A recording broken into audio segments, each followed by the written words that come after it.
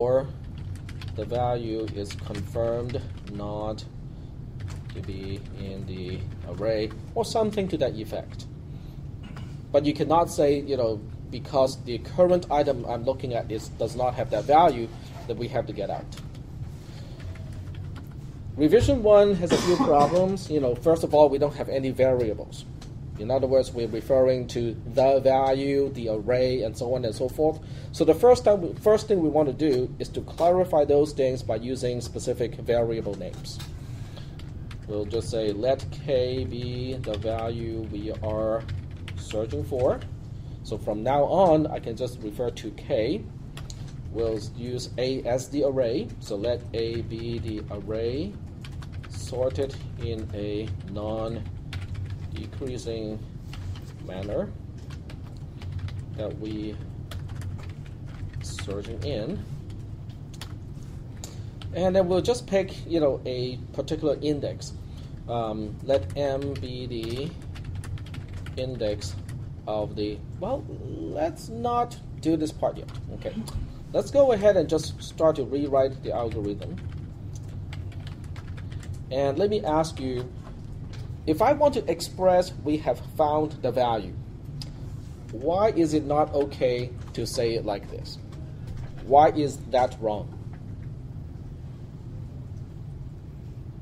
You could have more than one in there. Because A is a box, right? Remember array A? Every array is a box, and each box can have multiple items. When you say array A equals to k, which is a specific value, the question is, which array element are you specifying? Okay? So we cannot do that. We cannot say that. In other words, we have to specify exactly which array element are we looking at. In order to specify a specific item in an array, we have to rely on the square bracket symbols. The square bracket symbols represent the indexing operator, which allows us to specify one single item inside a box. And in this case, we'll just use m as a variable name that controls which item we are looking at inside the array. So that's why we have m as the index of the item or element that we are examining. Okay? Is everybody convinced that if I can find an index m such that a bracket m close bracket equals k, that is as good as saying we have found the value? Is that okay? Is everybody convinced that that is equivalent to the kind of vague English description? Okay, very good. What about the other one? The value is confirmed not to be in the array. Can I choose something like this? A bracket m close bracket does not equal to k. Is that the same as saying we have just confirmed that the value is not in the array, in the entire array? No. We cannot, just right? Saying that one element. That is correct, because in one single comparison, you cannot rule out the possibility that the entire array cannot have that value. So I'll just pass the row sheet right now. I think. Oh, sorry. Yep, I think 20 minutes into the class is kind of fair. Okay. So we can't do it like this. Okay, we have to erase this one. And for now, let's just say that we don't quite know how to say that yet. Okay, we don't have the vocabulary to say that. But revision 2 is a major revision because we introduced variable names so that we don't have to refer to the items as the value, the array, and so on and so forth. We have now the variable k, the variable a as an array, and also the variable m as an index. So that is an important step. In revision 3, we have to introduce some more items. In other words, we know, let's capture that logic. Let's go ahead and capture that logic, and then we'll figure out what to do with it. Okay. We know that per iteration, if you go back and look at the example, let me just kind of scroll back here. If you look at the example, we know that per iteration, we have to perform a comparison first. As a result of the comparison, we can eliminate, sometimes we can eliminate some items in the array, and other times we can confirm that the item or the value that we're looking for is in fact in the array. In other words, per iteration, we have to do some sort of comparison, and as the result of the comparison, we have to perform some sort of action. So we'll go ahead and try to capture that logic here. In other words, we'll say if A bracket M is less than K, we know that we have to do certain things, else if A bracket M is, else if K is less than A bracket M, we have to do something else. And else, the else here corresponds to what if K equals to A bracket M. Because A bracket M can either be less than K, can be less than K, can be greater than K, or it can be equal to K. So that's why in the third case, I don't have to spell it out. If A bracket M is not less than K, and A bracket M is not greater than K, then we only have one choice left. They must be exactly the same.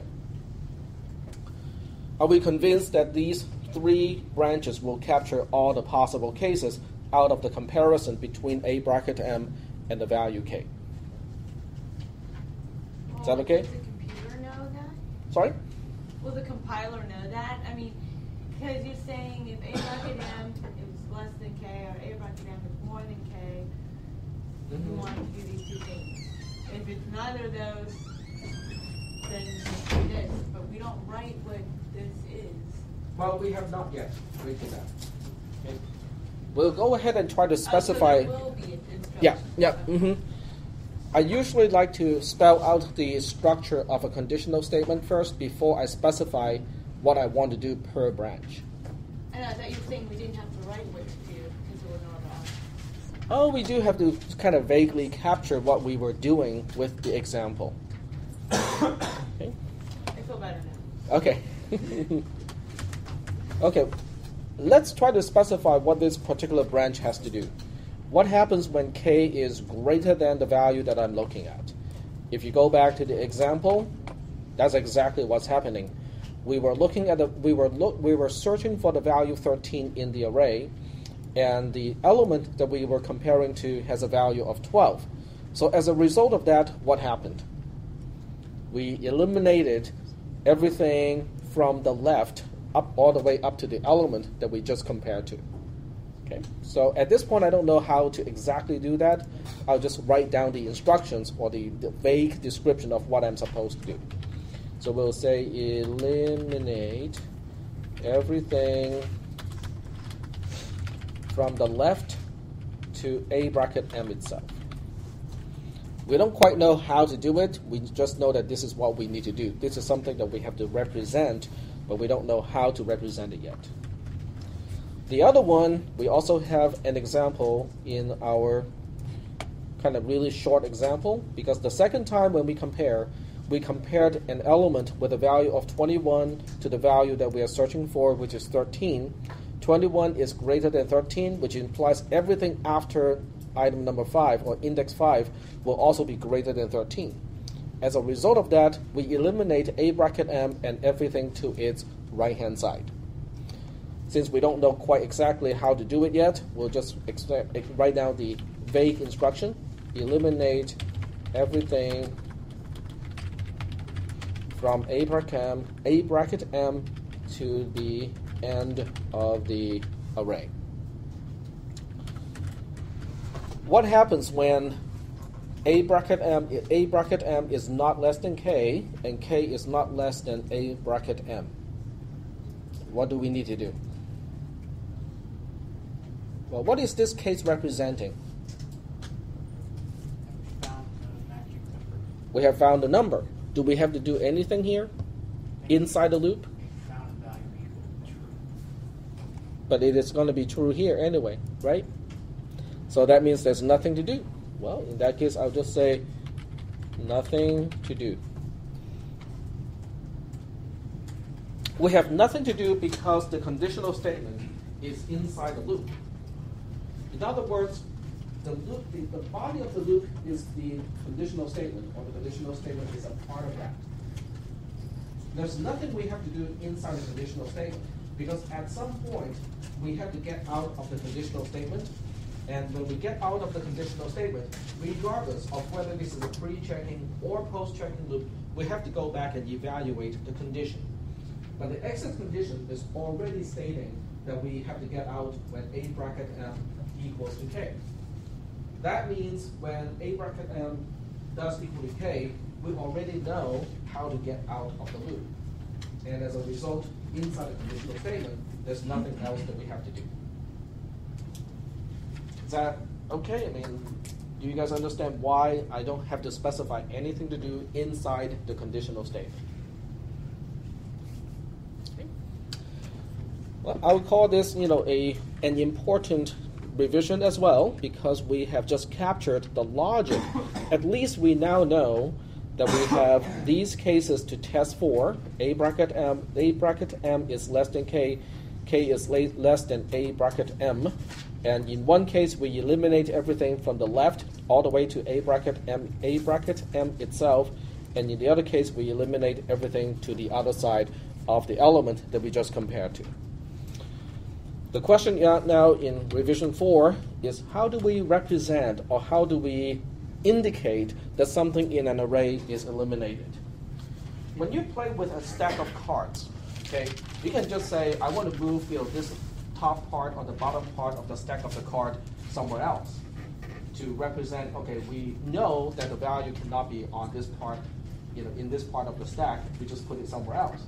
But when you're dealing with an array which is a variable inside the memory of a computer, you can't really just move it around like that. You can, but moving anything around in memory is an expensive operation. You don't want to do it unless you have to do it. So now you want to think about, are there any other ways to represent that only this portion of the array may contain the value that we are looking for? Okay, we are trying to find a way to represent that, as inexpensively as possible. But let me ask you one question. The portion of the array that can potentially contain the value that I'm looking at, is that region always contiguous? Can we have fragments, like this portion may have the value, this portion may have the value, this portion may have the value, but they are disjoint. Okay, they are not contiguous. Or are we always looking at one contiguous part of the array and say, it always starts with one element, it always ends with this element here, there's only one area in the array that can potentially have the value? Is it fragmented, or is it always contiguous? It's always contiguous, okay? The reason, or a brief explanation of why it is always contiguous is, if you just think about it, every time we compare, what are we doing?